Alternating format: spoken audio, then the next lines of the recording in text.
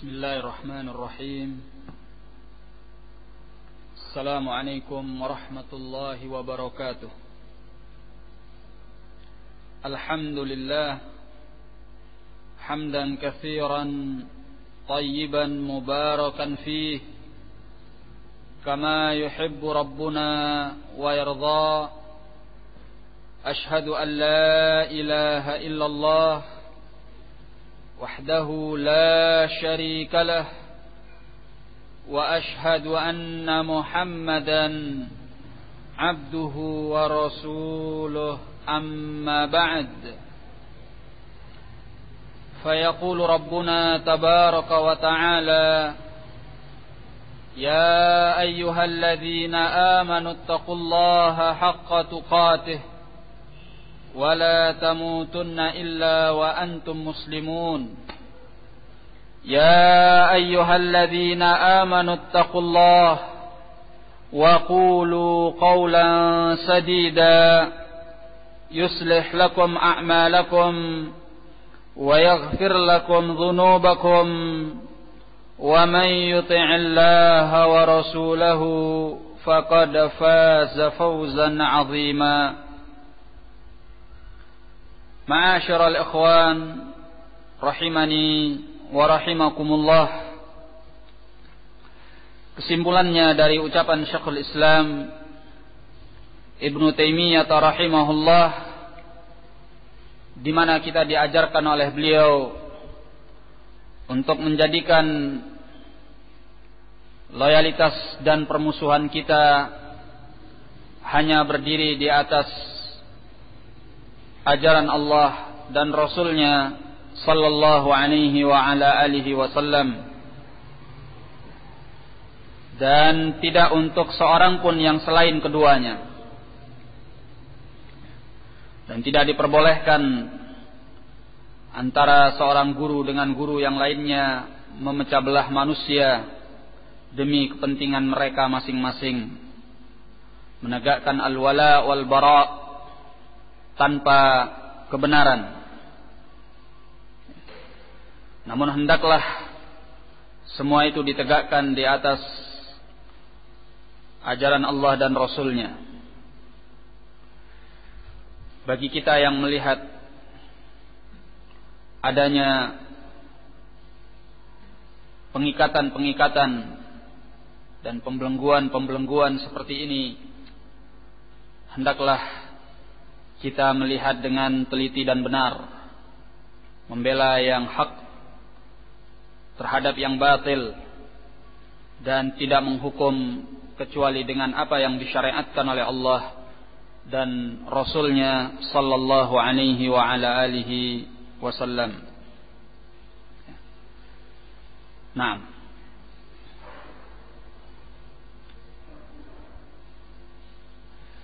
Kemudian yang hendak kita ingat di sini bahwa tersirat dari penjelasan beliau, sungguhnya orang-orang yang menyampaikan agama atau mengajarkan agama itu bukanlah tolak ukur untuk kebenaran, tetapi ukuran kebenaran adalah kitabullah dan sunnah Nabi sallallahu alaihi wa ala alihi wasallam. Tentunya dengan pemahaman salaf yang berulang kali kita tegaskan bahwasanya tokoh agama itu bukan agama. Tokoh agama bukanlah agama. Sehingga janganlah kita mendirikan agama kita hanya terikat dan terbelenggu dengan seorang tokoh agama saja. Hendaklah timbangan kita kitabullah dan sunnah Nabi sallallahu alaihi wasallam dengan pemahaman salaf. Nah, hendaklah kita menjadi orang yang merdeka sebagaimana kita telah dimerdekakan oleh Allah. Kita hanya diikat dengan dua cahaya kebenaran, Al-Quran dan Al-Hadith, dengan pemahaman As-Salaf, karena mereka yang paling selamat di dalam memahami kitabullah dan sunnah Nabi sallallahu alaihi wa ala alihi wasallam.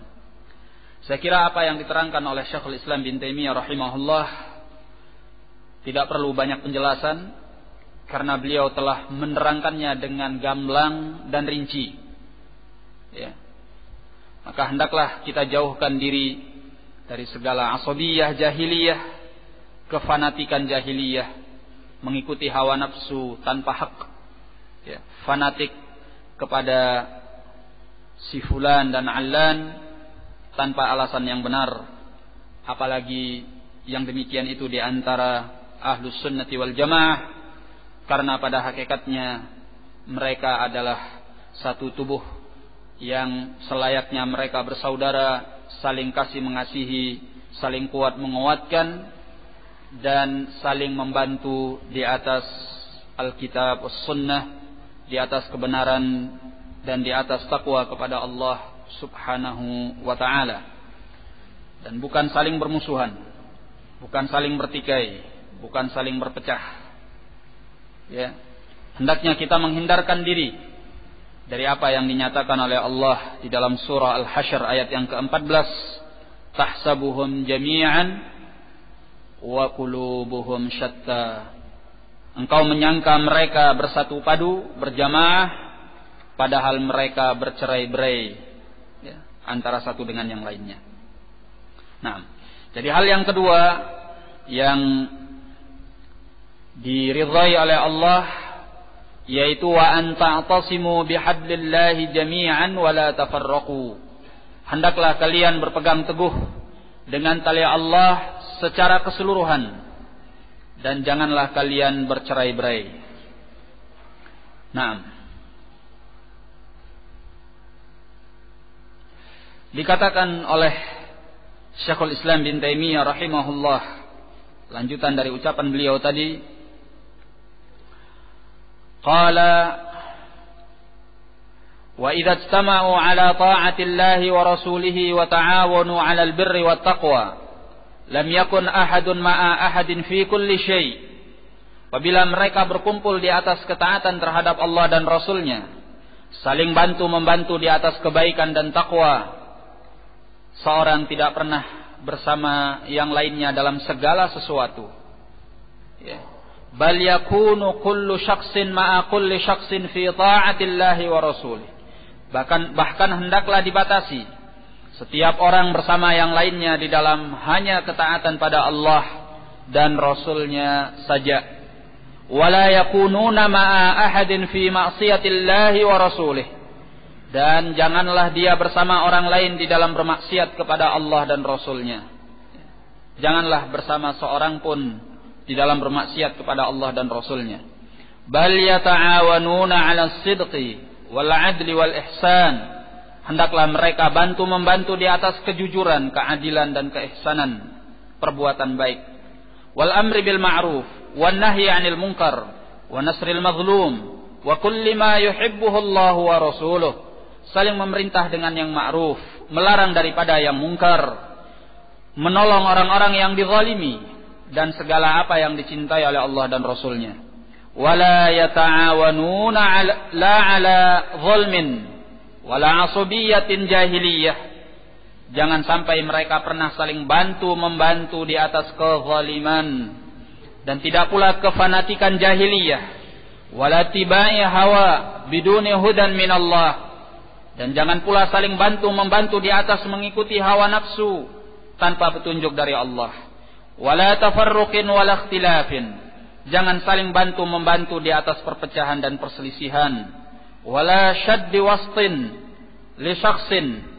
Dan jangan pula saling bantu-membantu di atas mengikat diri terhadap seseorang.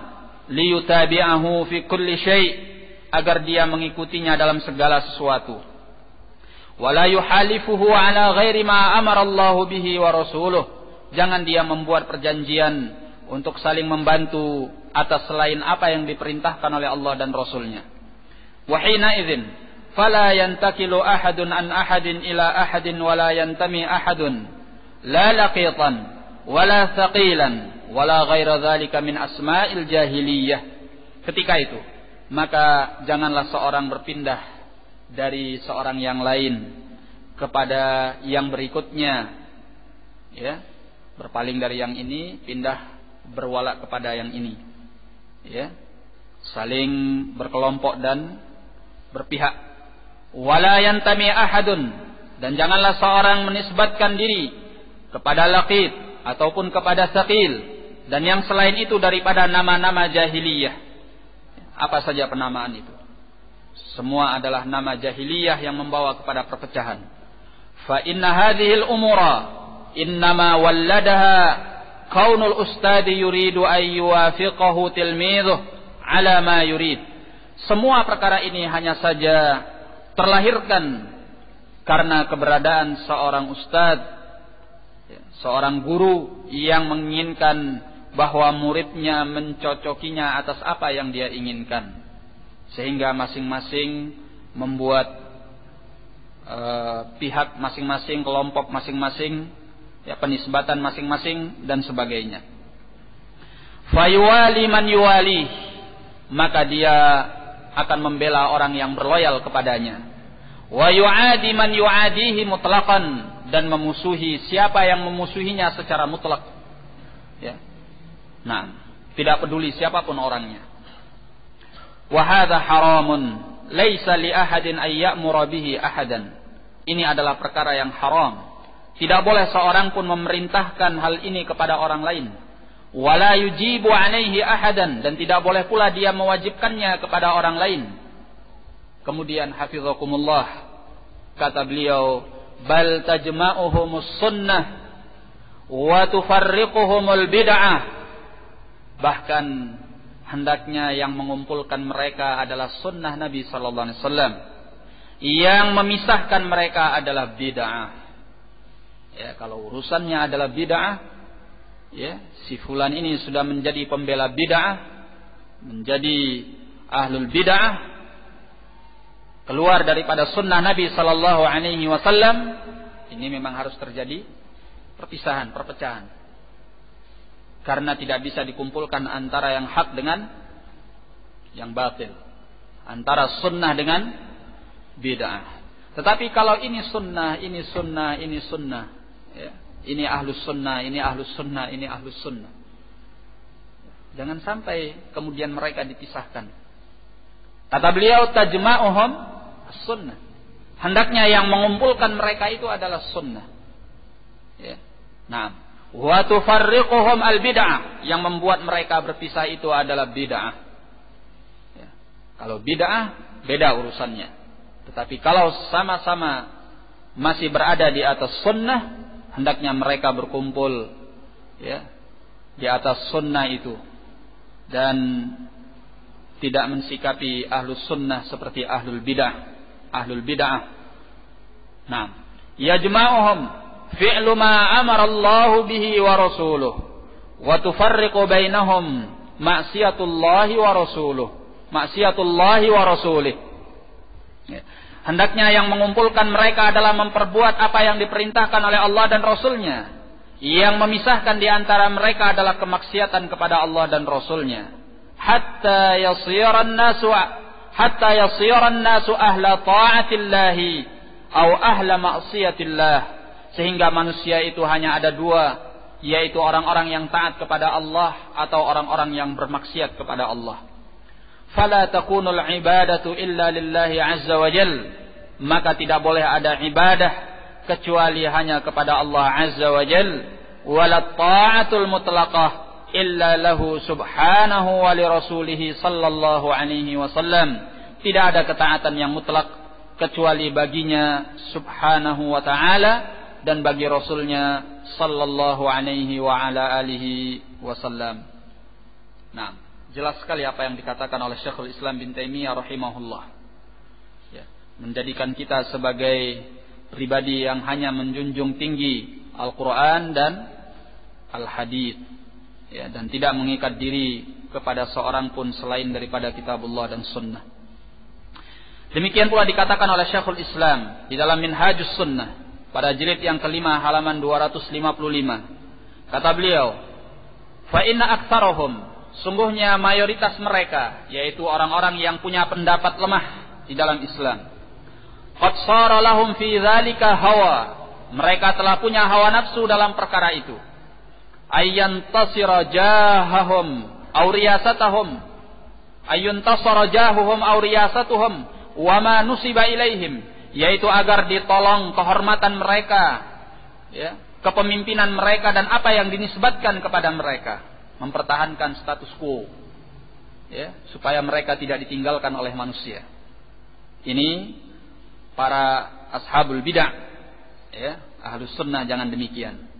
La yaqsuduna an takuna kalimatullahi hiyal ulya. Mereka tidak memaksudkan bahwa kalimat Allah yang menjadi tinggi. Wa ayyakuna ad-dinu kulluhu lillah. Mereka tidak memaksudkan bahwasanya agama Allah miliknya seluruhnya hanya milik Allah. Bal yaghdabuna ala man khalafahum wa in kana mujtahidan la yaghdabullahu alaih. Bahkan mereka murka kepada orang-orang yang menyelisihi mereka walaupun dia seorang mujtahid yang Allah tidak murka kepadanya. Ya. Jadi murkanya itu bukan karena dia melanggar apa yang diajarkan oleh Allah dan Rasulnya, tetapi karena dia menyelisihi mereka. Ya. Nah, ini perbuatan yang keluar daripada sunnah Nabi Sallallahu Alaihi Wasallam, membenci orang semata-mata karena dia menyelisihi. Hada khata. Ya. Nah, wa yardhauna amman yuwafiquhum wa in kana jahilan sayyi'al qasd. Dan mereka ridha terhadap orang-orang yang mencocoki mereka walaupun dia itu jahil dan punya tujuan yang jelek. Ya, suka sama orang semata-mata karena dia cocok, ya, mencocoki dirinya, ya, sesuai dengan pendapatnya, ya, walaupun orang itu orang bodoh yang punya tujuan jelek. Laisa lahu ilmun wala husnu qasdin, walaupun dia tidak punya ilmu dan tidak punya tujuan yang baik, ya. Pertimbangannya semata-mata karena dia mencocoki saya, sehingga saya suka dengan dia dan membela dia, ya. Ini bukan sikap ahlus sunnah. Fayufdi hadza ila ay yahmadu man lam yahmadahu Allah wa rasuluh. Man lam yahmadhu Allah wa rasuluh. Maka hal ini membawa di mana mereka memuji orang yang Allah tidak memujinya dan Rasulnya tidak memujinya. Wa yadhummu man lam yadhummahu Allah wa rasuluh. Dan mereka mencela siapa yang Allah dan Rasulnya tidak mencelanya. Wa tasiru muwalatuhum wa mu'adatuhum ala ahwa'i anfusihim, sehingga loyalitas dan permusuhan mereka di atas hawa nafsu diri mereka, la ala dinillahi wa rasulih, bukan di atas agama Allah dan Rasulnya. Sampai kemudian beliau katakan, wa min huna tansha'ul fitanu bainan nas. Dari sinilah kemudian lahir berbagai fitnah di tengah-tengah manusia. Ya, pertimbangannya bukan lagi Allah dan Rasulnya. Pertimbangannya siapa yang menyelisih saya, siapa yang mencocoki saya. Ya. Sehingga lahirlah berbagai fitnah dan keluarlah dari apa yang disebutkan oleh Nabi Sallallahu Alaihi Wasallam sebagai perkara yang diridhai oleh Allah, yaitu berpegang dengan tali Allah secara berjamaah dan tidak berpecah belah. Nah, jadi ikhwani fid din rahimani wa rahimakumullah. Oleh karena itu, apabila kita mengetahui yang demikian, maka cukuplah apa yang diterangkan oleh Syekhul Islam bin Taimiyah rahimahullah menjadikan kita sebagai orang-orang yang terbebas dari belenggu-belenggu hawa nafsu, belenggu-belenggu hizbiyah, belenggu-belenggu asabiyah, jahiliyah. Ya. Nah, karena yang demikian itu akan membuat kita kembali kepada masa jahiliyah, paling tidak bagi diri kita sendiri, membuat kita kembali kepada kebodohan, membuat kita kembali mundur kepada kebatilan, ya. Dan kesesatan yang sangat mengerikan adalah tatkala Allah menyesatkan kita setelah Allah memberi petunjuk kepada kita, ya. Kebid'ahan yang mengerikan adalah kebid'ahan di mana kita telah mengenal sunnah Nabi sallallahu alaihi wasallam. Ya. Perpecahan yang mengerikan adalah perpecahan ketika kita telah dipersatukan oleh sunnah Nabi sallallahu alaihi wasallam. Ini adalah kemunduran-kemunduran yang sangat menakutkan dan mengerikan, karena akan terjadi dalam skala yang lebih dahsyat. Ya. Kesesatan setelah petunjuk, kesesatan sesudah hidayah Allah itu lebih mengerikan dibanding sebelumnya. Inilah mengapa kita diminta untuk berdoa, Rabbana la tuzigh qulubana ba'da idh hadaitana. Ya, wahai Rabb kami, janganlah Engkau menyesatkan, menyimpangkan hati kami setelah Engkau memberi petunjuk kepada kami. Nah, barakallahu fikum. Kemudian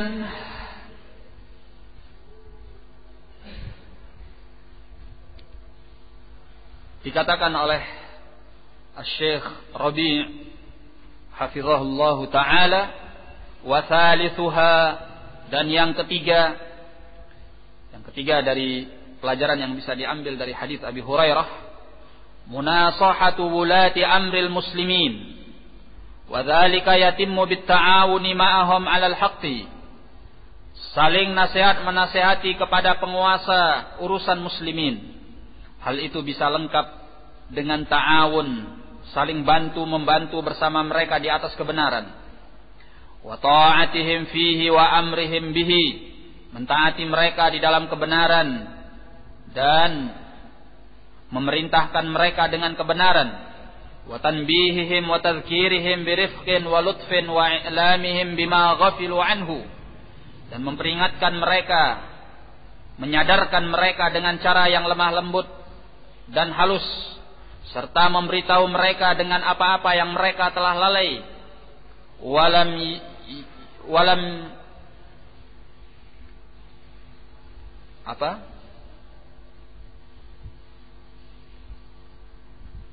Walam yuballighhum min huquqil muslimin.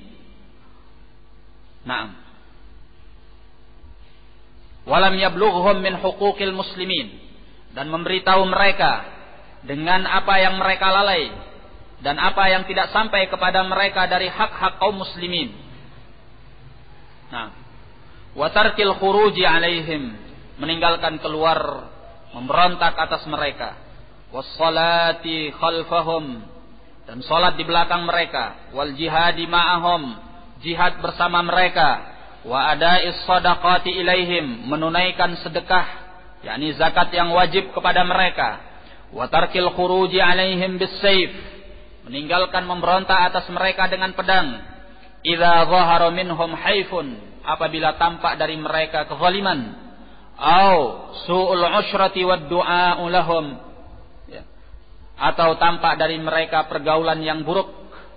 Wad du'a'i lahum bis-salah, juga mendoakan mereka dengan kebaikan. Wa alla yugharru bis-sana'il kadhibi alaihim, dan tidaklah memperdaya mereka dengan pujian dusta atas mereka. Ini semua adalah sikap Ahlus Sunnati wal Jamaah kepada penguasa. Ya, dan ini adalah perkara yang ma'ruf, di mana Ahlus Sunnati wal Jamaah mereka sangat mentaati penguasa mereka dalam perkara yang benar, dalam perkara ketaatan kepada Allah, ya. Dan mereka tidak mentaati para penguasa di dalam bermaksiat kepada Allah. Hanya saja tidak ada di dalam prinsip mereka untuk memberontak, untuk keluar, ya. Tidak keluar atas penguasa secara fisik, tidak pula secara lisan, tidak pula secara hati. Ya.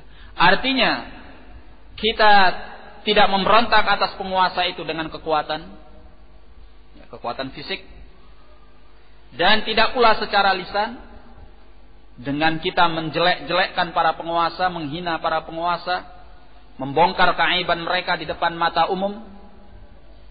Ya.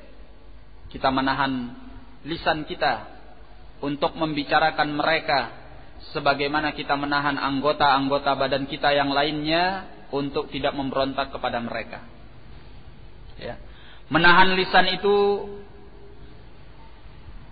termasuk perkara yang bisa dikatakan sulit di masa-masa di mana kita melihat kebobrokan penguasa. Banyak orang yang mungkin tidak memberontak dengan fisiknya, tidak melakukan bom bunuh diri, tidak mempersenjatai diri dengan alat-alat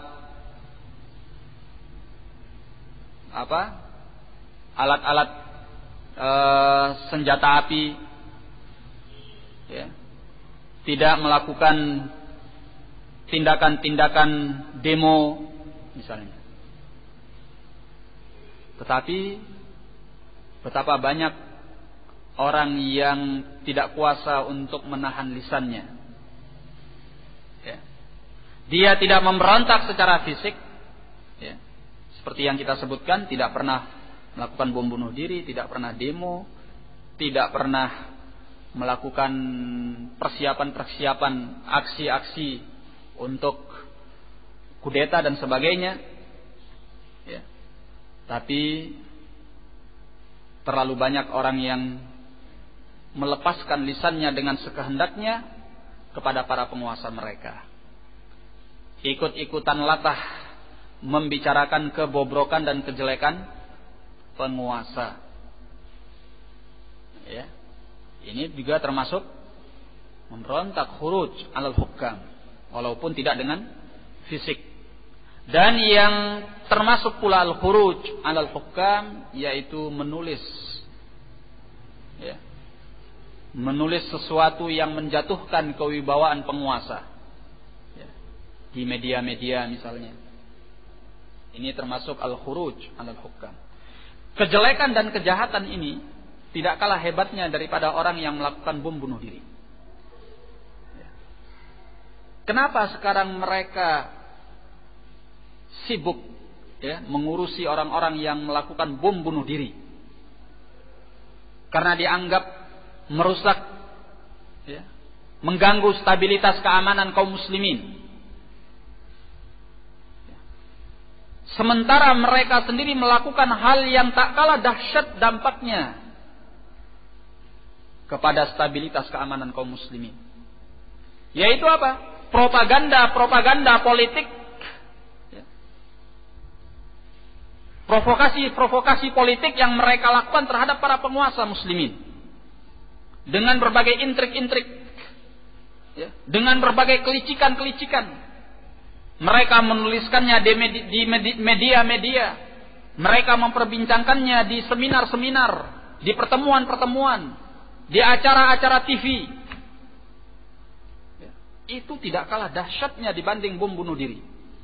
Bahkan bisa jadi lebih dahsyat. Kalau bom bunuh diri itu dampaknya 1, 2, 3, 4, 5 orang, 6 orang yang di sekitarnya. Paling beberapa orang saja, segelintir.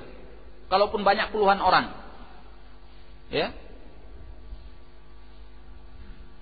Tapi yang dilakukan oleh mereka-mereka yang melepaskan lisannya dan tulisannya di berbagai media itu untuk mempropaganda, memprovokasi terhadap para penguasa muslimin, dampaknya bukan kepada 10, 20, 30, 100, 200, 300, tetapi kepada segenap masyarakat muslimin yang ada di belahan negara mereka itu, yang menyaksikan media tersebut, yang sampai kepadanya media tersebut,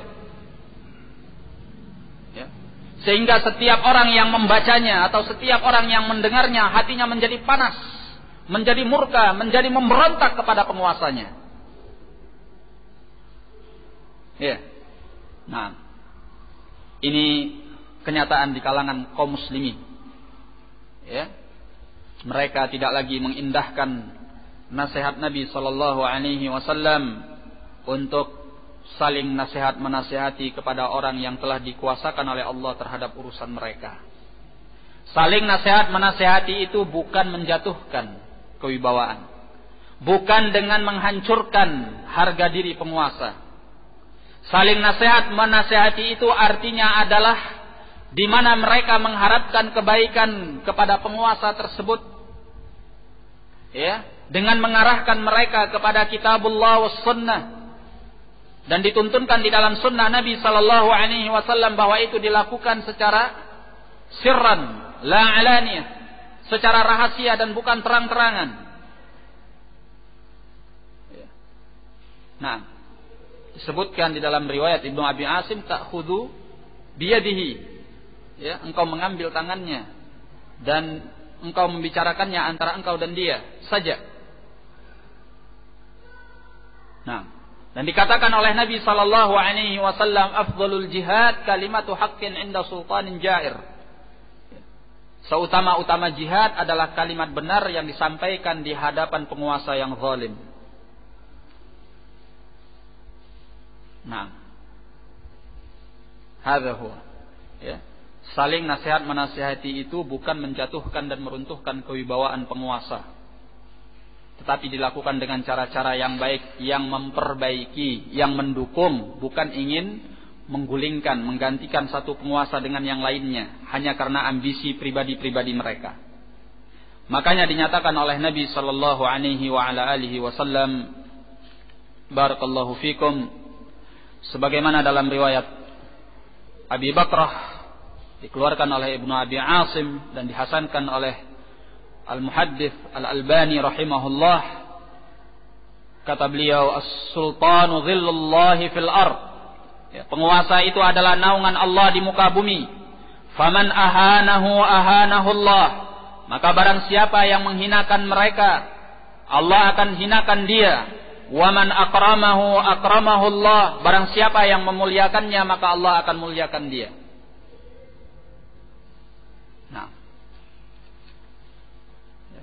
sekarang penguasa itu kehormatannya tidak lebih mulia daripada seorang penjahat. Ya, setiap orang yang melihat penguasa dia jijik, benci, murka, marah. Ya, yang ada di dalam benaknya hanya buruk sangka. Kalau dia melihat penguasa, yang terbayang di dalam pikirannya bahwa ini adalah koruptor, ini pemakan uang rakyat, ini pengkhianat, ini.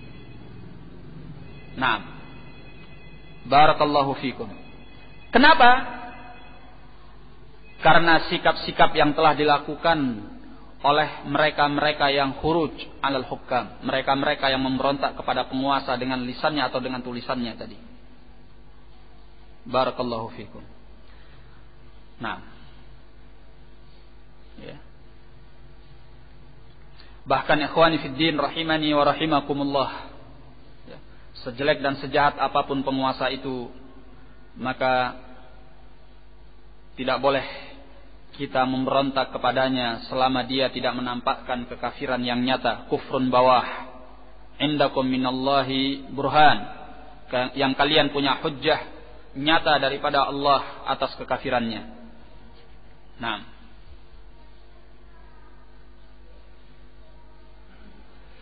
jadi yang namanya teroris pada saat ini itu sudah sangat kabur dan tidak jelas.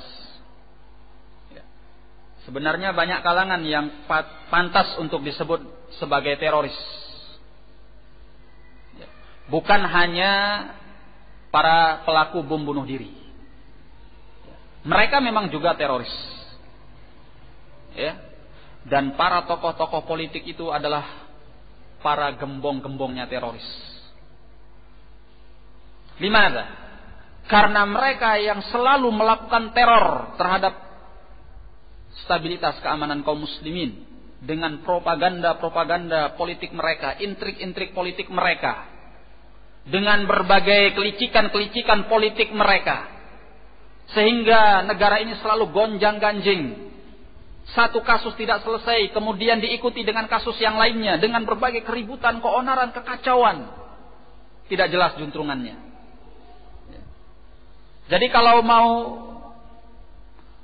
ingin menunjukkan jari kita siapakah teroris itu, banyak pihak yang bisa ditunjuk sebagai teroris, termasuk para tokoh-tokoh politik itu. Ya. Makanya Islam tidak memberi peluang untuk kita menjatuhkan kewibawaan penguasa sejelek apapun dia. selama dia adalah muslim dan menegakkan salat. Naam. Oleh karena itu ikhwani fid din rahimani wa rahimakumullah, pernah suatu ketika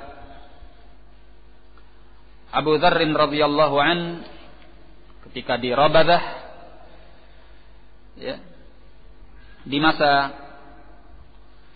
beliau diasingkan di wilayah Rabadah, beliau ditemui oleh sekumpulan orang dari Irak. Ya. Mereka mengatakan, ya Abu Dzar, i'qid lana liwa'an ta'tikar rijal tahtahu. Ya. Wahai Abu Dzar, tegakkan bendera, niscaya akan datang orang-orang yang membelamu di bawahnya. Ya. Mereka mengajak Abu Dzar untuk memberontak kepada penguasa. Ya. Di masa siapa Abu Dzar diasingkan? Di masa Utsman. Ya. Nah, yang telah disebarkan berbagai gosip tentang kejelekan-kejelekan penguasa. Maka beliau mengatakan dalam keadaan dia diasingkan oleh penguasa di wilayah Rabadah, kata Abu Dzar, mahlan ya ahlal Islam, sebentar wahai para penganut Islam. Fa inni sami'tu Rasulullah sallallahu alaihi wa ala alihi wasallam yaqul, karena sungguhnya aku mendengar Rasulullah sallallahu alaihi wa ala alihi wasallam bersabda, sayakunu ba'di sultanun, akan terjadi setelahku penguasa, fa'izzuh, maka muliakan penguasa itu, famanil tamasa dhullahu thaghara fil islami thagrah, maka barang siapa yang mencari-cari kerendahannya, berarti dia telah melubangi di dalam Islam sebuah lubang. Walam tuqbal minhu taubah hatta yu'iduha kama kanat, dan tidak akan diterima taubatnya sampai dia mengembalikan lubang itu sebagaimana sebelumnya.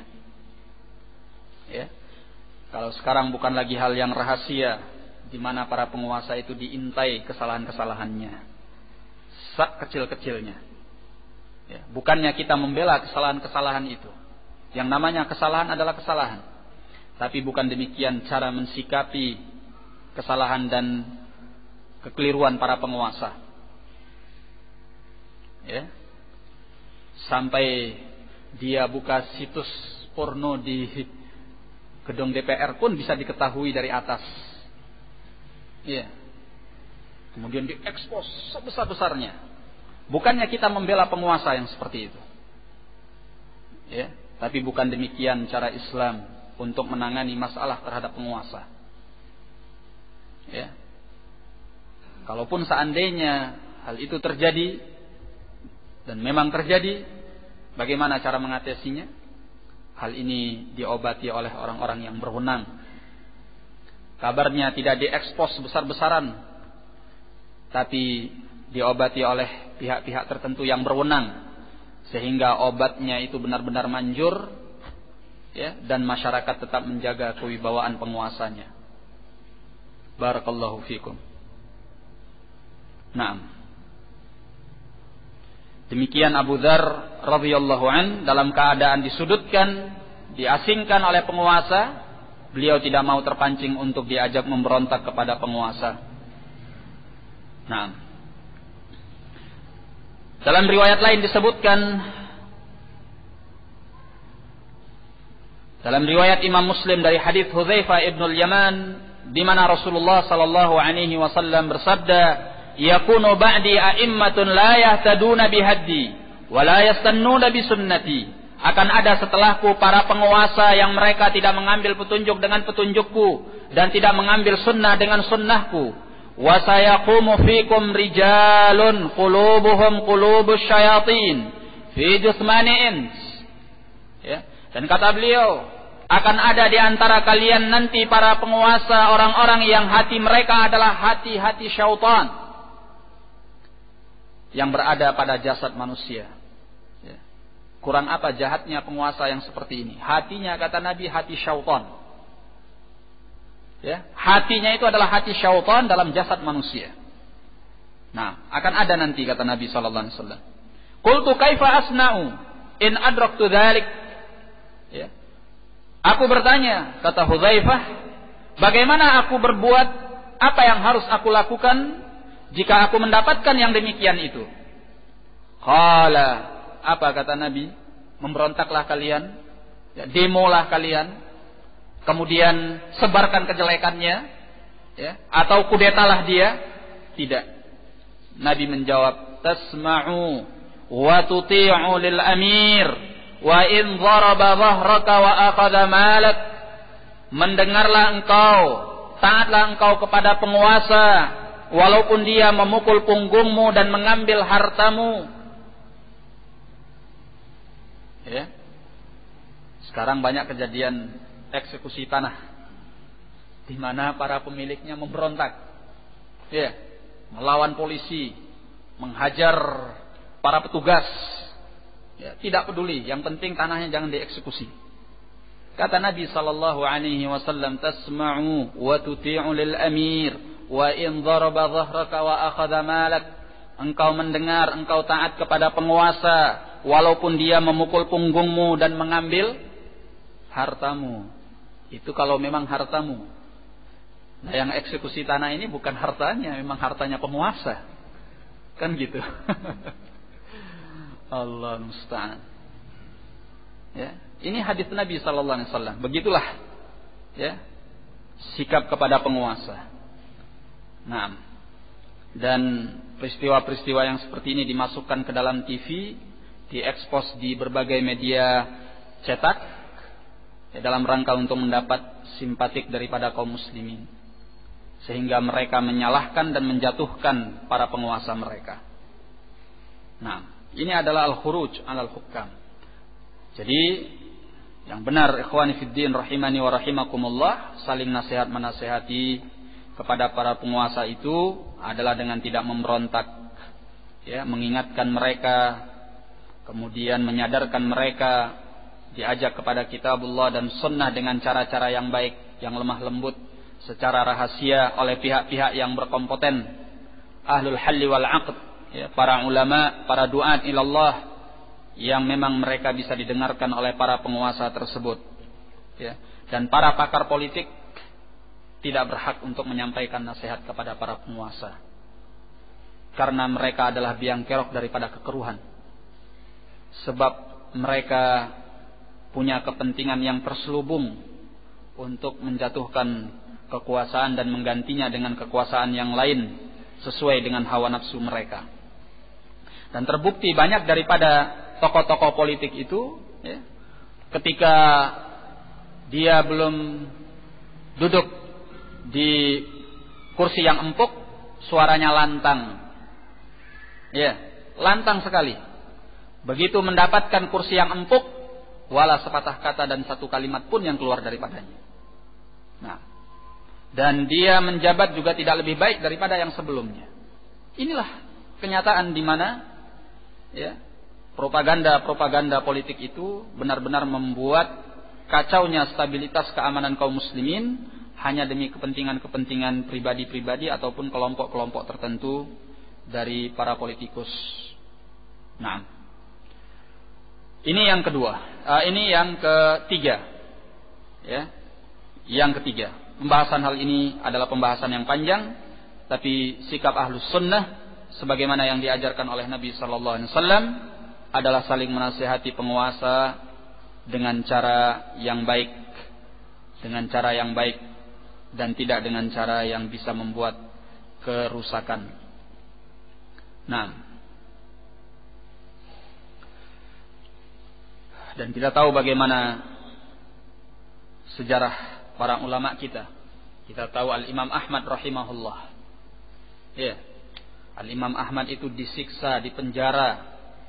Ya, dan bukan hanya pada satu masa pemerintahan, sampai bertukar 3 kali khalifah. Ya, beliau mendekam di dalam penjara dan disiksa, ya, dalam keadaan beliau alal haq, sementara penguasa berpendapat dengan pendapat kufur. Apa itu? Al-Quran makhluk, bukan kalamullah. Ya. Nah, ini pendapat kufur. Tapi Al-Imam Ahmad rahimahullah tidak pernah mengajak kaum muslimin untuk memberontak kepada penguasa. Ya. Bahkan tatkala datang orang-orang yang mengajak beliau untuk memberontak kepada penguasa, beliau menasihatkan. Ya, kata beliau, "La takhla'u yadan min ta'ah, wa la tashukku 'asal muslimin, wa la tasfiku dima'akum wa la dima'al muslimina ma'akum. Unzuru fi 'aqibati amrikum wa la ta'jalu." Kata Imam Ahmad rahimahullah, ya. Jangan kalian melepaskan tangan kalian dari ketaatan. Jangan kalian memecah tongkat persatuan kaum muslimin. Jangan kalian menumpahkan darah kalian. Jangan pula darah kaum muslimin bersama kalian. Lihatlah akibat urusan kalian. Jangan kalian tergesa-gesa.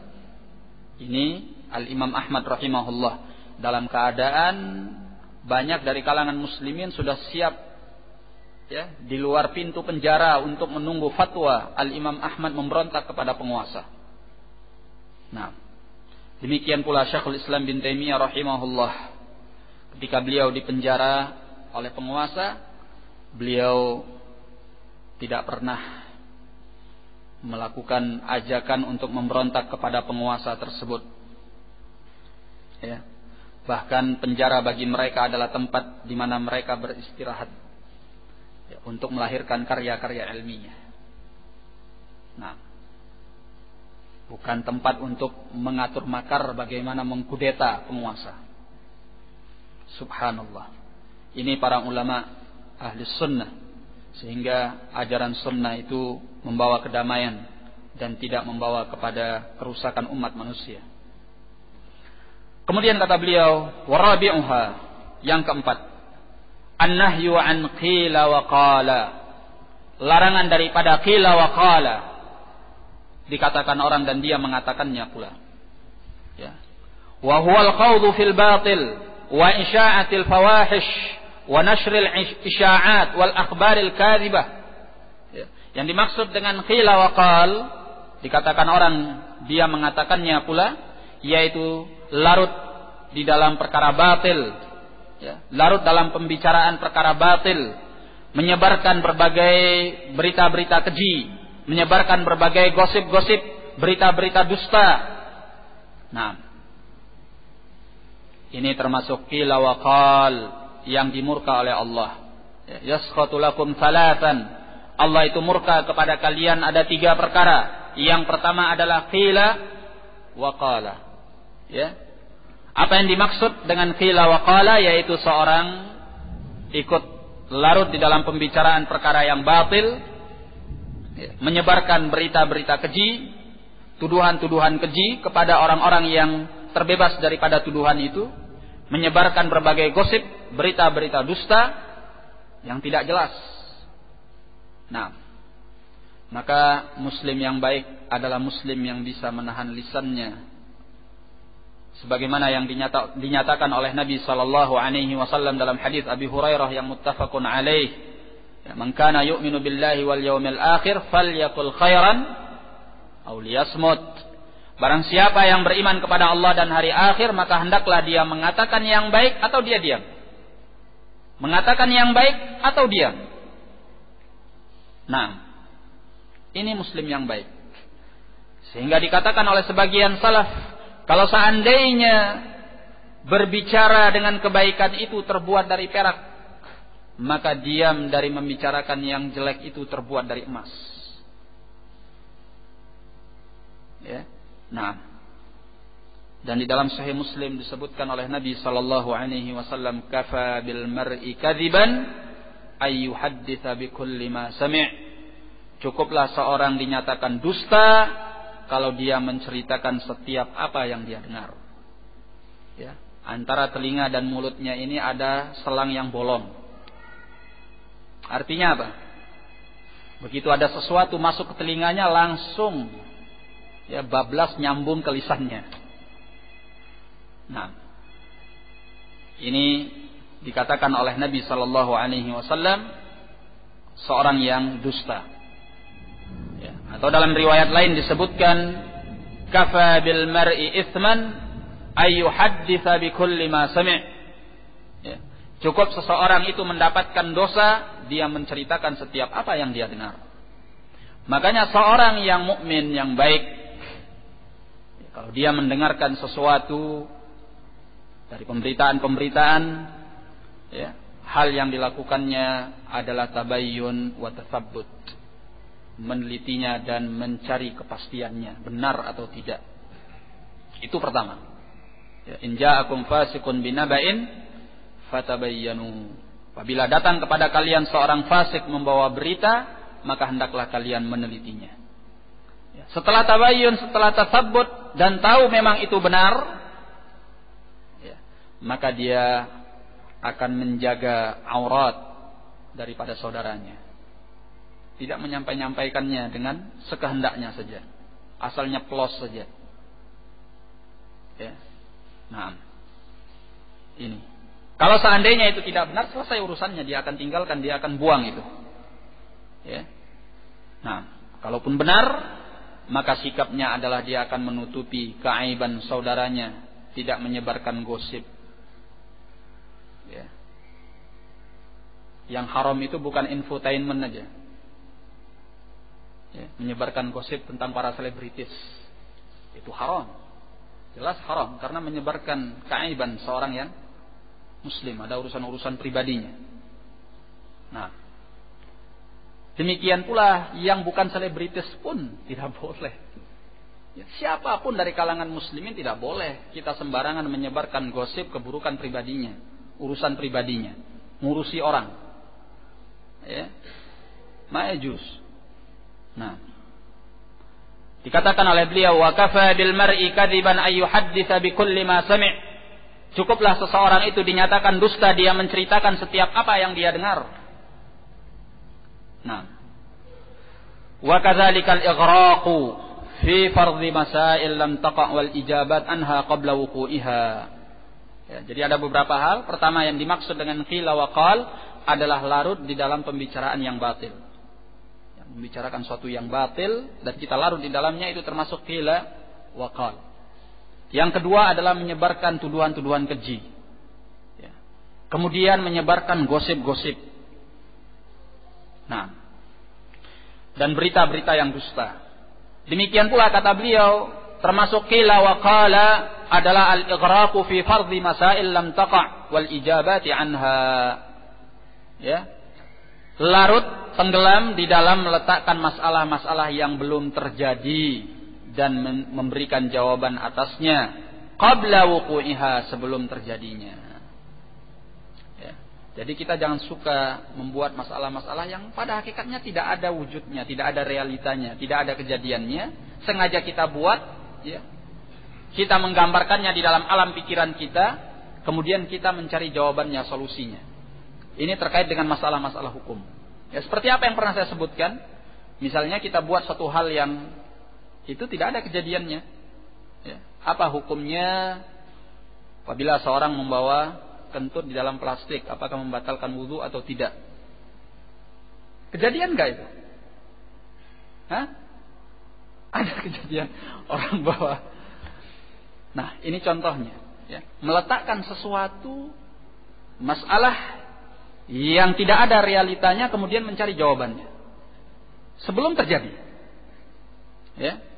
Nah, ini adalah termasuk qila wa qal. Fa inna hadza yasriful muslimina an dirasatil kitabi was sunnah.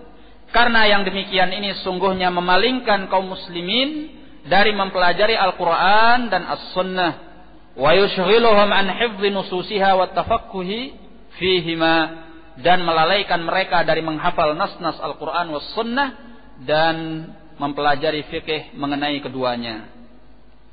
Memang kalau kita berdalam-dalam di sebagian kitab-kitab fikih yang meluas, ya kita akan mendapatkan beberapa masalah yang pada hakikatnya itu belum terjadi dan tidak ada wujudnya, tapi diletakkan oleh sebagian, ya, sebagai fardhul masail namanya, ya, iftiradhiyan. Artinya iftiradhiyan itu letakkan andai kata ini terjadi, maka bagaimana hukumnya? Ya, seperti itu tadi. Kalau seandainya, nah ini tidak boleh. Ya, ini termasuk qila wa qal, qila wa qal. Nah, menyibukkan diri dalam perkara-perkara yang seperti ini akan melalaikan daripada kitabullah was sunnah. Nah, terkadang sebagian orang datang kepada seorang ulama misalnya, dia mengatakan, ya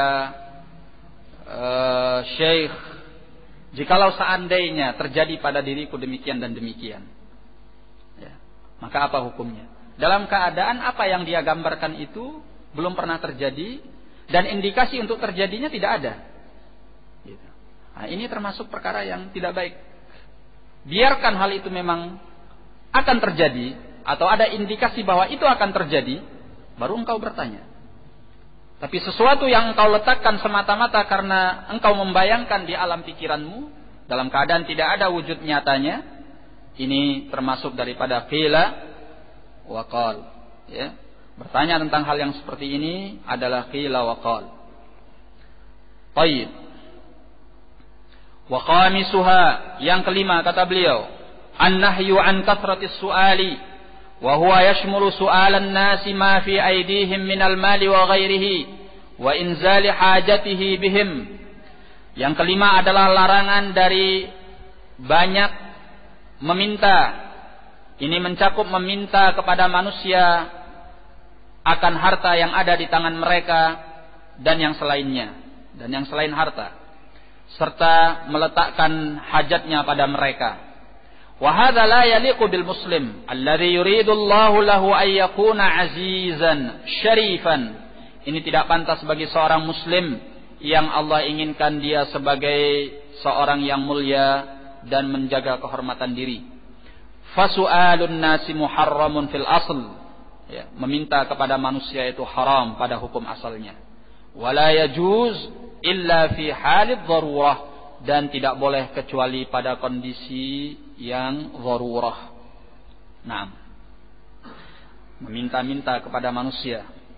Ya, disebutkan oleh Nabi sallallahu alaihi wa ala alihi wasallam sebagaimana dalam riwayat Muslim, ya, beliau berpesan kepada Qubaisah, kata beliau, ya Qubaisah, innal mas'alata la tahillu illa li ahadi thalathah. Wahai Qubaisah, meminta itu tidak halal kecuali bagi salah satu dari 3 orang. yakni meminta harta kepada orang lain.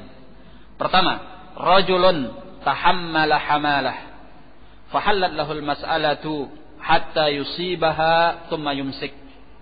Seorang yang menanggung beban, ya, maka boleh dia meminta sampai dia mendapatkan kebutuhannya, kemudian dia menahan diri. Artinya menanggung beban di sini adalah seorang yang mendamaikan dua pihak yang berperang di kalangan muslimin. Ya. Ini pihak muslim, ini pihak muslim berperang. Maka untuk mendamaikan keduanya dalam rangka islah, ya, sampai dia menanggung biaya, ya, untuk proses acara perdamaian antara si muslim dengan yang lainnya ini terjadi. Ya. Nah, kalau seandainya dia berhutang karena dia mengadakan perdamaian antara dua belah pihak yang berperang di antara kaum muslimin atau bermusuhan di antara kaum muslimin, ya, maka dia boleh meminta, ya, sampai dia melunasi hutangnya itu, kemudian dia menahan diri. Ya, karena dia berhutang bukan untuk kepentingan pribadinya, tapi untuk mendamaikan antara dua pihak muslimin yang bermusuhan dan bertikai. Ya, ini pertama. Aw rajulun asabathu jaihatun ijtahat malahu fahallat lahul mas'alah. Ya, seorang yang ditimpa oleh bencana sehingga bencana itu menghancurkan hartanya, menghabiskan hartanya, maka boleh dia meminta hatta yusiba qawaman min 'aishin, sampai dia mendapatkan sesuatu yang bisa menegakkan kehidupannya. Au qala sadadan min 'aishin, atau mendapatkan sesuatu yang menutupi kebutuhan hidupnya. Contohnya seperti seorang yang rumah dan hartanya kebakaran habis sehingga tidak meninggalkan apa-apa untuknya. Ya, maka dengan apa dia hidup? Karena semuanya telah dimakan oleh api. Nah, orang yang seperti ini boleh meminta. Ya, boleh dia meminta kepada manusia sampai dia mendapatkan sesuatu yang menutupi kebutuhan hidupnya. Setelah itu dia menahan diri. Nah, ini yang kedua. Kemudian yang ketiga, warajulun asabathu faqah, dan seseorang yang ditimpa oleh kemiskinan yang sangat miskin, ya, hatta yaqula thalathatun min dzawil hija min qaumih, sampai ada 3 orang yang berakal dari kaumnya, ya, orang yang punya pikiran dewasa, pikiran adil, lurus dari kaumnya, menyaksikan, ya, 3 orang dari yang punya akal dari kaumnya ini menyaksikan, laqad asabat fulanun faqah, bahwa si fulan itu benar-benar fakir miskin. Fahallat lahul mas'alah, maka boleh dia meminta hatta yusiba qawaman min 'aishin aw qala sadadan min 'aish, sampai dia mendapatkan sesuatu yang menegakkan kehidupannya atau menutupi kebutuhan hidupnya. Nah, hanya 3 orang ini saja. Ya, orang yang berhutang karena mendamaikan 2 pihak yang bermusuhan di kalangan muslimin, orang yang tertimpa oleh bencana sehingga menghabiskan semua hartanya, yang ketiga orang yang benar-benar miskin sampai ada 3 orang yang memberi persaksian dari kaumnya, orang yang berakal dan adil kesaksiannya. Nah, baru dia dinyatakan miskin dan boleh meminta-minta.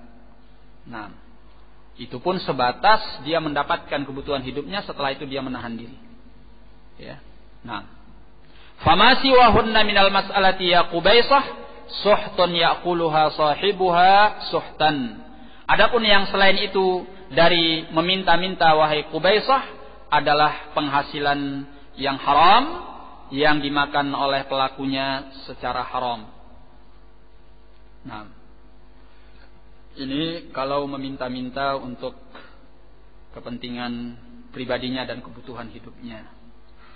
Nah, ikhwani fiddin rahimani wa rahimakumullah, di antara baiat yang diambil oleh Nabi sallallahu alaihi wasallam kepada para sahabatnya, yaitu alla yas'alun nasa syai'an, bahwa mereka tidak meminta-minta kepada manusia sedikit pun. Ya, sampai-sampai dulu di masa sahabah mereka tidak mau meminta kepada orang lain sampai dalam perkara yang remeh sekalipun. Ya, ada salah seorang di antara mereka yang cambuknya jatuh atau tali kekang kudanya jatuh, maka dia tidak minta kepada orang lain untuk mengambilkannya. Ya, nah, ya kalau kita sekarang ini mungkin, ya, kalau ada sesuatu yang jatuh dari kita, pulpenkah itu misalnya, atau kolam suah atau apa, kita tidak meminta kepada orang lain untuk mengambilkannya. Dalam rangka apa? Benar-benar menjaga untuk tidak meminta kepada manusia. Tolong ambilkan. Ini pada hakikatnya juga meminta walaupun bentuknya ringan. Ya. Dan walaupun tidak sampai pada tingkat yang haram. Ya. Tapi ini bagi orang yang sempurna tauhidnya kepada Allah, dia tidak akan meminta apapun kepada makhluk walaupun dalam perkara yang ringan sekalipun. Nah, Allah menggambarkan al-muhajirin dari kalangan as-sahabah, ya, di dalam surah Al-Baqarah ayat 272, yahsabuhumul jahilu aghniya'a minat ta'affuf ta'rifuhum bisimahum la yas'aluna an-nasa ilhafa. Kata Allah, orang-orang yang tidak tahu menyangka mereka adalah orang-orang kaya karena mereka sangat menjaga diri mereka. Engkau akan mengenal mereka dengan ciri-ciri mereka. Apa itu? Dia tidak akan pernah meminta kepada manusia dengan mendesak. Ya. Menjadi suatu hal yang sangat sulit untuk dia mengucapkan sesuatu yang meminta kepada manusia. Nah, kenapa kita diajari untuk sangat menjaga diri dari meminta-minta? Termasuk diantaranya meminta harta ataupun kebutuhan yang lain. Ya. Di sini diterangkan oleh beliau, wa fi su'alil makhluk bila darurah salatu mafasid. Di dalam meminta kepada makhluk tanpa kepentingan yang mendesak, ada 3 kerusakannya. Pertama, mafsadatul iftiqari ila ghairillah, kerusakan menampakkan kebutuhan kepada yang selain Allah. Wa hiya naw'un minasyirik, ini adalah sejenis daripada perbuatan syirik. Ya, tatkala kita meminta kepada seseorang, kan tidak mungkin kita minta dengan cara yang angkuh, ya. Hah? Tatkala kita minta kepada seseorang, walaupun dalam perkara yang sepele sekalipun, kita akan menampakkan bahwa kita ini orang yang membutuhkan dia, kan gitu. Katakanlah misalnya kita minta kepada seseorang untuk mengambilkan pulpen kita atau pena kita yang terjatuh, kita akan menyatakan afwan, kan gitu. Tolong ambilkan.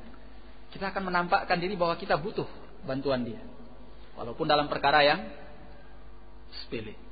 Ya. Ini ya, dinyatakan al-iftiqar ila ghairillah.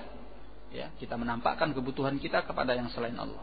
Walaupun ini bukan syirik yang bisa menghapuskan, merusak, membatalkan keislaman kita, tapi ada nilai. Ya, kita tercemar dengan sejenis daripada syirik.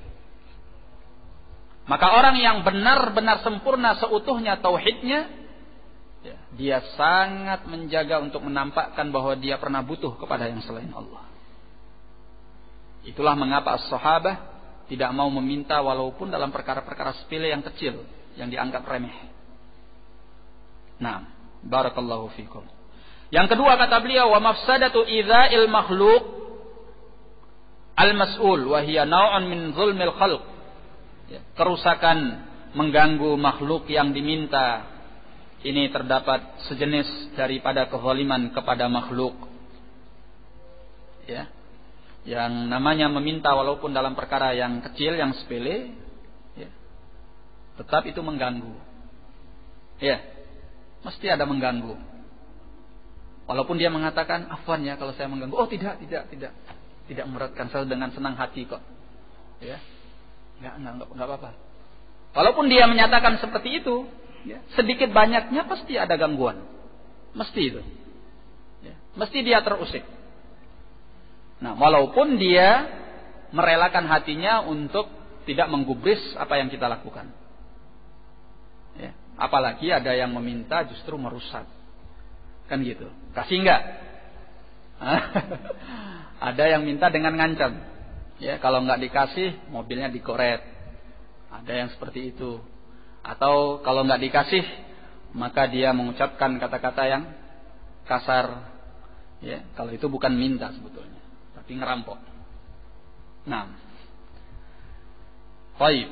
Jadi kata beliau, kerusakan yang kedua adalah mengganggu makhluk yang diminta, yang mengusik dia. Dan ini ada sejenis daripada nilai kezaliman kepada makhluk. Yang ketiga adalah mafsadatul dhulli li ghairillahi wa huwa zulmun lin nafs. Yang ketiga adalah kerusakan, perendahan diri kepada yang selain Allah. Ini adalah kezaliman untuk diri sendiri. Ya. Seperti yang kita katakan tadi, bahwa orang yang meminta kepada makhluk itu tidak mungkin dia meminta dengan angkuh. Ya, tentu orang yang meminta akan menampakkan bahwa dia merendahkan diri. Ya. Kalau ada orang yang minta dengan angkuh, ini aneh.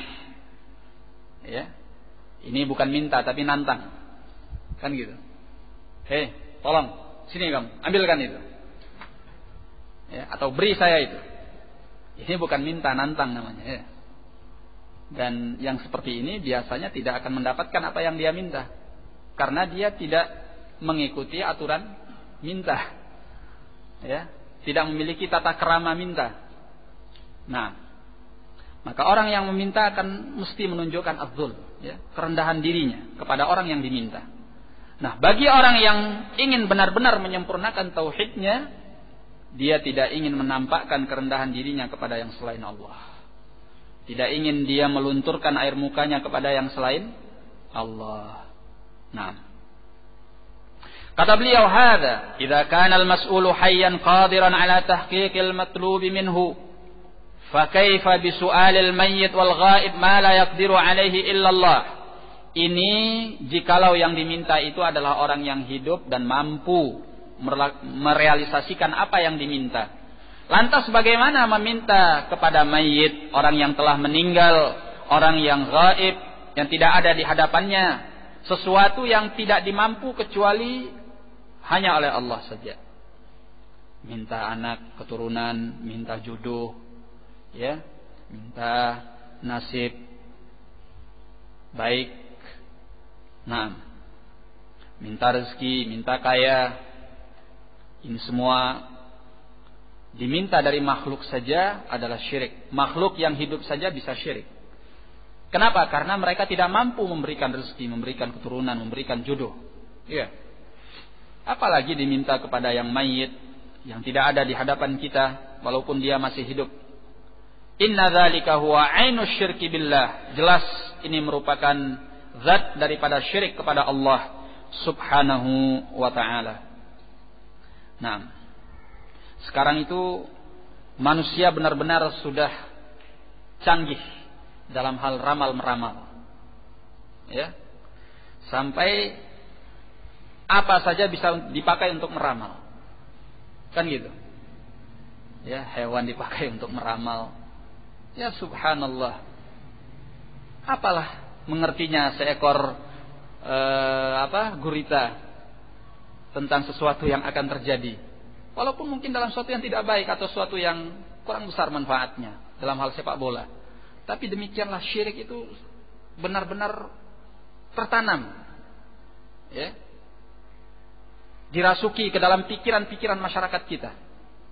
Nah, mempercayai hal-hal yang sifatnya perkara gaib. Nah, toh kalaupun seandainya benar itu kebetulan. Kok berulang kali? Ya kebetulannya berulang kali. Kan gitu. Nah, yang jelas Allah mengatakan di dalam Al-Quran, Alimul ghaibi fala yuzhiru ala ghaibihi ahada. Allah yang maha tahu perkara gaib, tidak ada yang tahu perkara gaib itu seorang pun. Illa man irtadha min rasulin, kecuali seorang rasul yang diridhai oleh Allah dan diberitahu oleh Allah Jalla wa Ala. Ya, tidak ada yang tahu perkara gaib kecuali hanya Allah Tabaraka wa Ta'ala. Nah, dibuat ya sampai seperti itu. Ya, seolah-olah hal yang biasa, padahal ini menjurus kepada syirik, ya. Kita meyakini sesuatu yang akan datang melalui ramalan seekor binatang. Nah, subhanallah. Ya. Yang dosa itu bukan binatangnya, orangnya itu. Ya, sampai segitunya. Ya, binatang menjadi korban. Ya. Binatang itu mana tahu dia dikasih makan ya dia ambil, kan gitu. Kepada apa yang dia suka. Nah, namun orangnya ini memang pikirannya pikiran syirik. Apapun bisa dibuat syirik. Subhanallah. Baik, barakallahu fikum. Qala kama yashmulu hadha an-nahyu kathrat al-as'ilati al-'ilmiyyah khususan allati yuqsadu minha ta'annutu wa itharatu an-niza' wal jidal bil batil wa kadzalika al-ighraqu fi fardhil masail allati lam taqa' wa talabil ijabati anha. Kata beliau, larangan ini juga mencakup banyak bertanya yang ilmiah, khususan ya, yang dimaksudkan dalam rangka membangkang dan membangkitkan pertikaian, perdebatan dengan cara yang batil. Nah, ya, banyak tanya. Tanyanya bukan dalam rangka untuk mendapatkan kebenaran, tapi untuk membangkang. Dia maunya bahwa apa yang dia tanya ini berkesimpulan boleh. Selama jawaban yang ditanya ustadznya atau syekhnya belum menyatakan boleh, dia tidak akan berhenti bertanya. Kalau begini bagaimana? Oh, tetap tidak boleh. Lah kalau begini? Ya, itu masih sama. Lah kalau begini lagi bagaimana? Dia akan membuat berbagai cara bertanya dalam bentuk pertanyaan yang berbeda-beda sampai dia mendapatkan bahwa jawabannya boleh. Ya, ini ta'annud. Ya, tidak boleh yang demikian itu. Ini termasuk kathratus su'al, banyak tanya yang tercela. Ya. Demikian pula kata beliau, itharatun niza' wal jidal, termasuk juga banyak tanya yang dilarang adalah ya, banyak tanya dalam rangka untuk melahirkan pertikaian dan perdebatan bil batil dengan cara yang batil. Dia bukan ingin bertanya tapi mendebat. Ya Syekh, apa hukumnya masalah yang demikian dan demikian? Jawabannya adalah seperti ini. Bagaimana kalau demikian? Ya, demikian. Bagaimana? Akhirnya terjadi perdebatan. Dia bukan ingin bertanya tapi ingin mendebat sang syekhnya atau gurunya atau orang yang ditanya ini. Dia ingin mendebat, ingin menampakkan bahwa dirinya berilmu, bahwa dirinya mampu mendebat seorang yang alim. Nah, ini juga termasuk dari kathratus su'al, ya, banyak tanya yang tercela. Wa kadzalikal ighraqu fi fardhil masail allati lan taqa' wa talabul ijabat anha wa talabal ijabati anha. Baik. Jadi demikian pula tenggelam di dalam meletakkan masalah-masalah yang belum terjadi dan mencari jawabannya, seperti yang telah kita jelaskan tadi.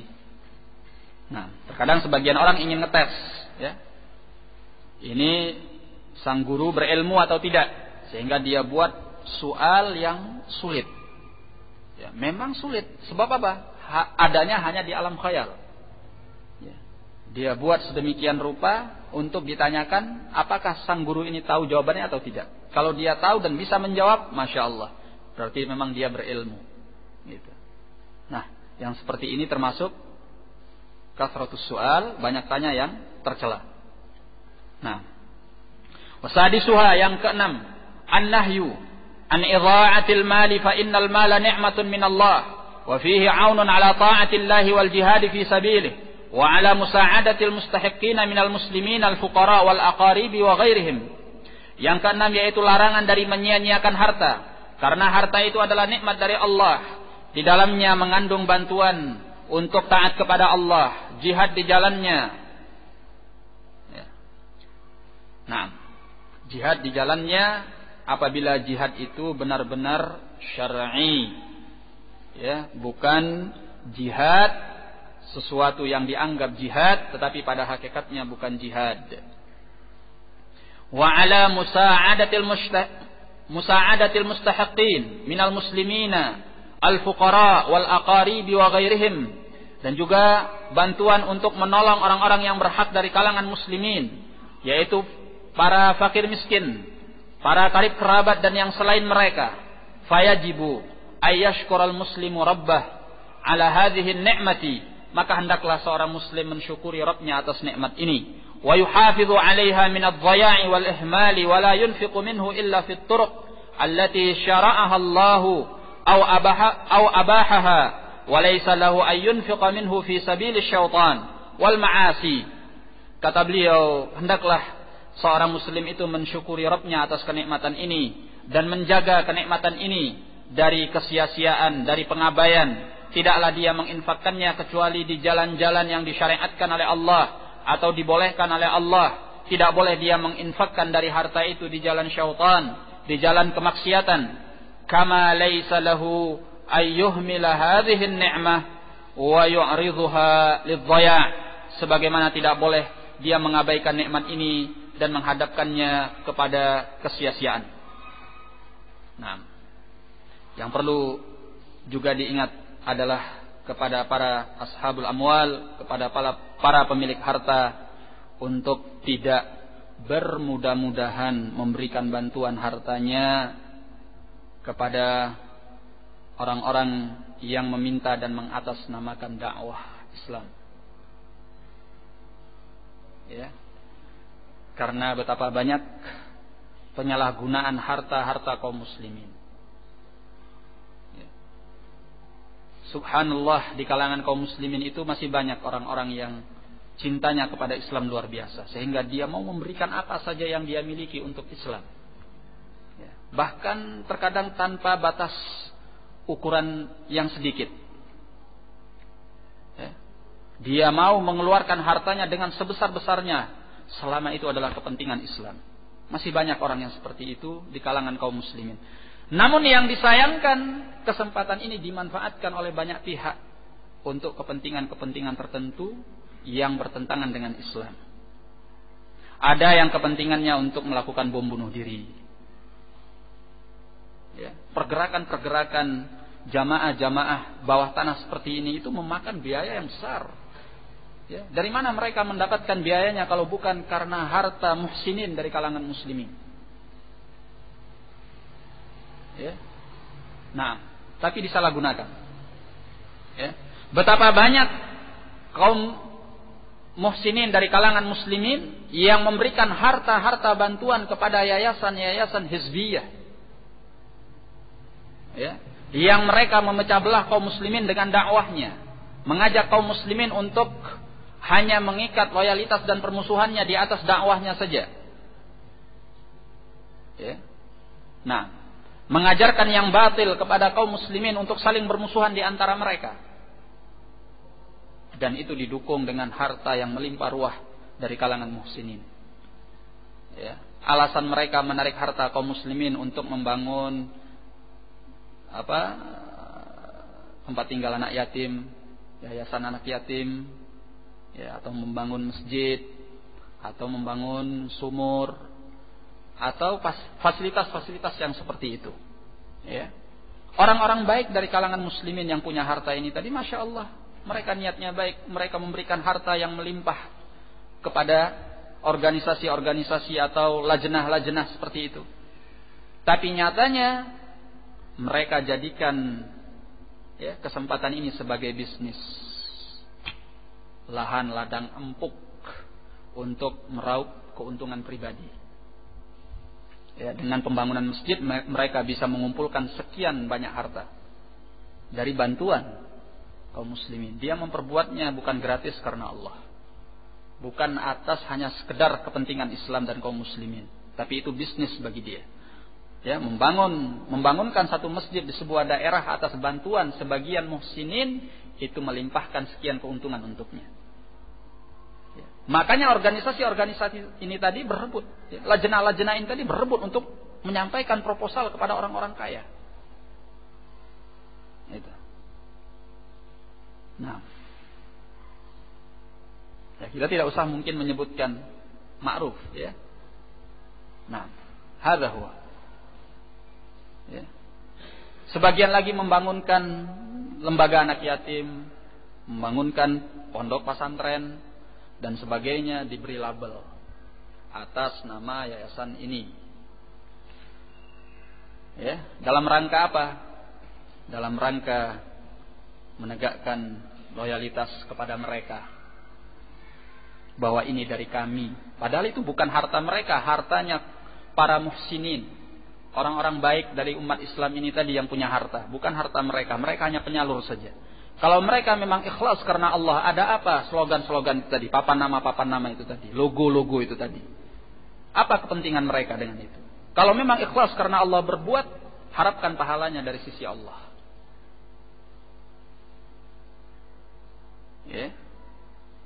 Sehingga mereka tidak terima nanti kalau mereka dikritik oleh orang-orang yang melihat kesalahan di antara mereka.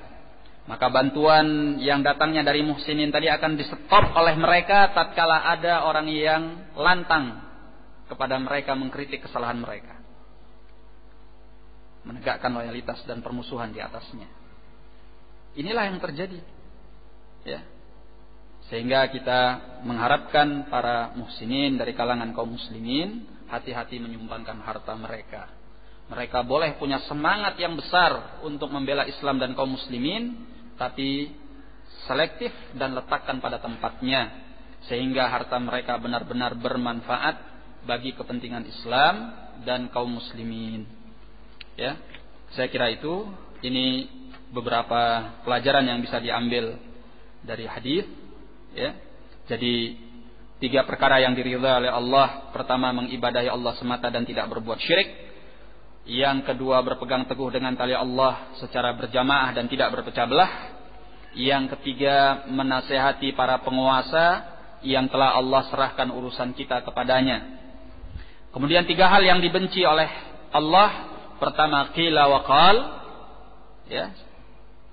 Kemudian dikatakan orang dan dia mengatakannya pula. ya, tanpa tabayun, tanpa tasabbut. Penjelasannya tadi sudah kita sebutkan. Kemudian yang kedua adalah banyak tanya, kasratus soal. Kemudian yang ketiga adalah menyia-nyiakan harta. Termasuk menyia-nyiakan harta adalah kita memberikan bantuan kepada pihak yang tidak tepat. Nah, kepada pihak yang tidak tepat, sehingga harta itu kurang atau tidak bermanfaat bagi Islam dan kaum muslimin. Barakallahu fikum. Ilahuna, sampai di sini. Lebih dan kurangnya saya mohon maaf. Ya. Yang benar datangnya dari Allah, yang salah itu datangnya dari syaitan. Saya sudahi, wabillahi taufiq wal hidayah. Assalamualaikum warahmatullahi wabarakatuh.